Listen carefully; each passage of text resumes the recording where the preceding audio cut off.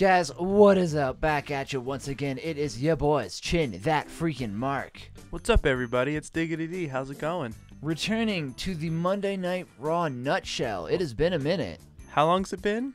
Oh, a minute. It's been a couple minutes. A hot minute. A hot minute is what we like to call that there. Let's bust this hot, steamy nut. Whew. It's going to be steamy and hot.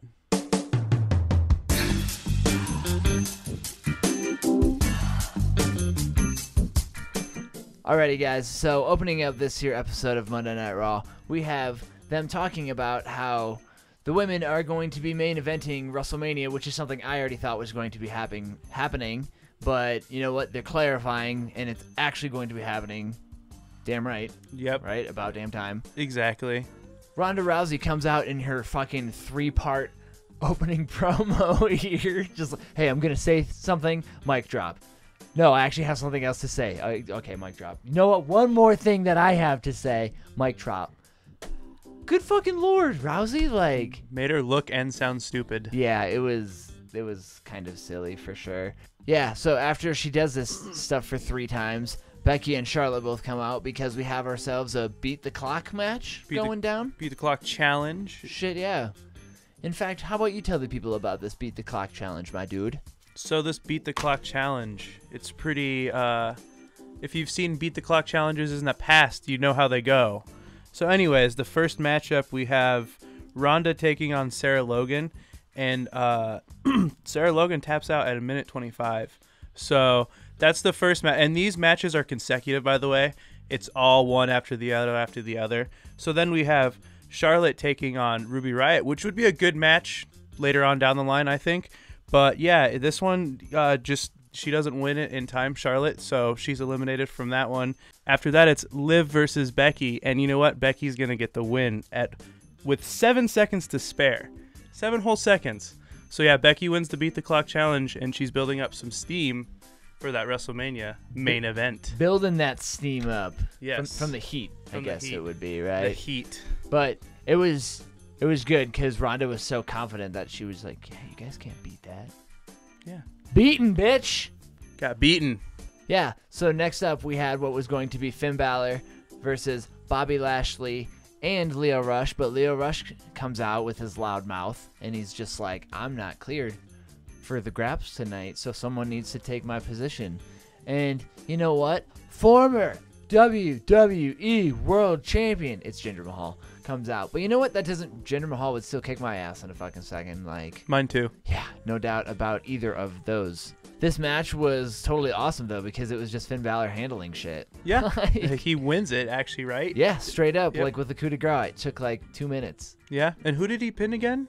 He pinned...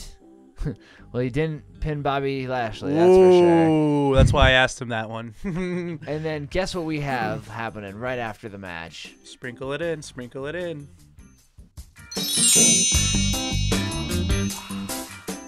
Dick move going to Bobby Lashley.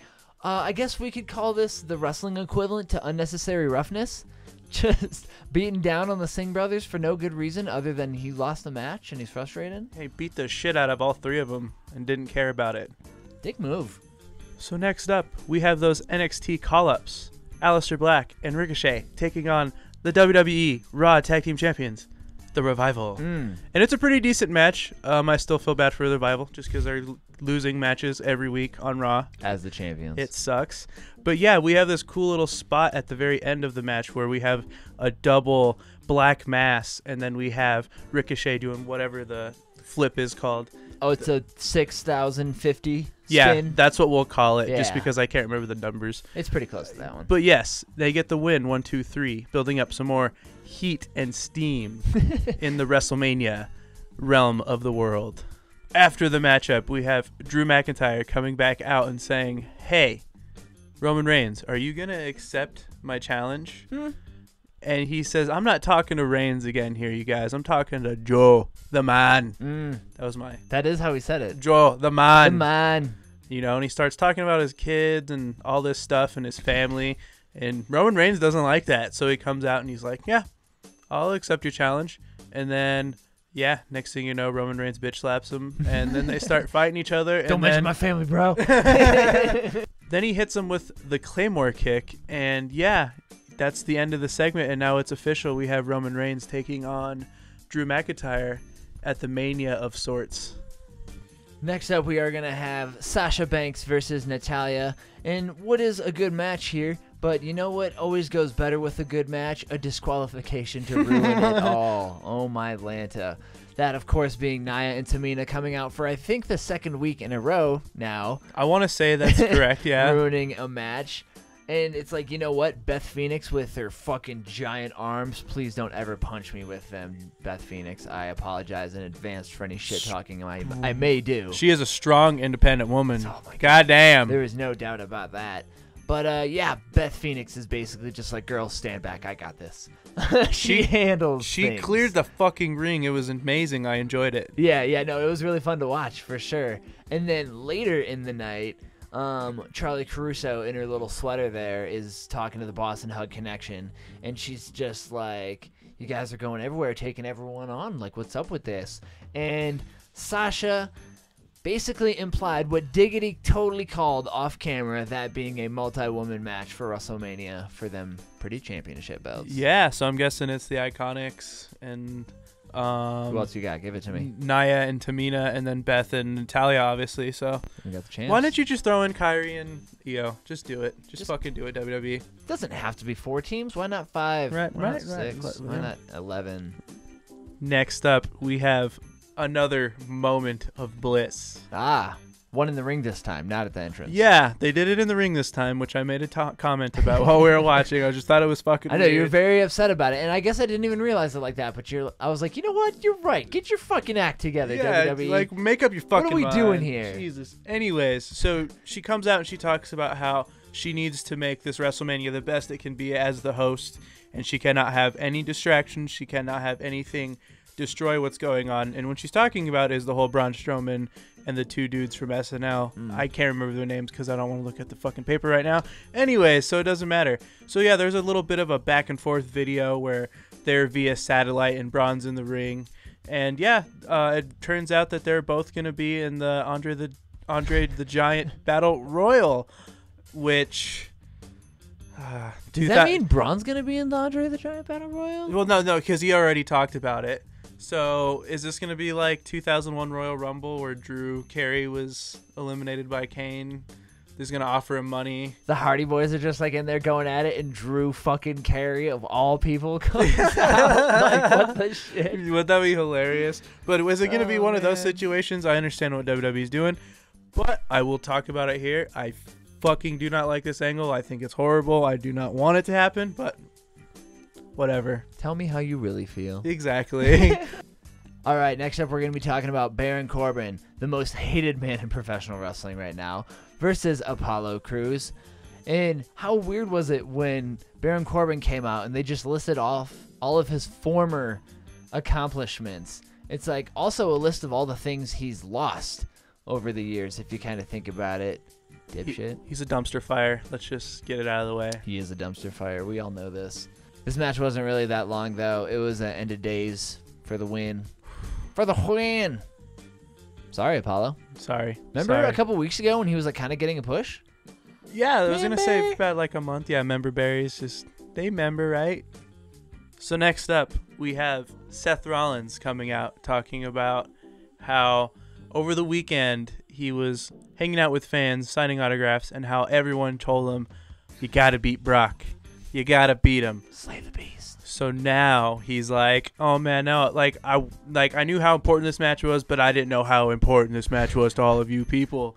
So he was like, yeah, I'm going to win this match for us, because I'm going to be here every week and I'm going to defend it. And then Paul Heyman interrupts him in the middle of his burn it down saying, and then Paul Heyman just keeps talking about how it's a handicap match now because it's against the WWE Universe. And that was a good smart-ass line from Heyman. I like that. And then next thing you know, Seth Rollins just walks down the ramp and Paul Heyman's just trembling in fear as Paul Heyman does. Oh, I hope you win. I hope you win. I hope you win. He just says, yeah, we're going to win on Sunday at WrestleMania. Not this Sunday, but a week from Sunday. And yeah. That's just how it's going to be, Paul Heyman. So Get over yourself. Get out of here. So, next up is the Kurt Angle World Tour coming to a close here. Kurt Angle versus SmackDown's Samoa Joe, because rosters don't mean a fucking thing anymore in WWE. Apparently not. And yeah, it was cool because they kept mentioning that these guys have so much history not in WWE. Where else could that possibly be? A la TNA.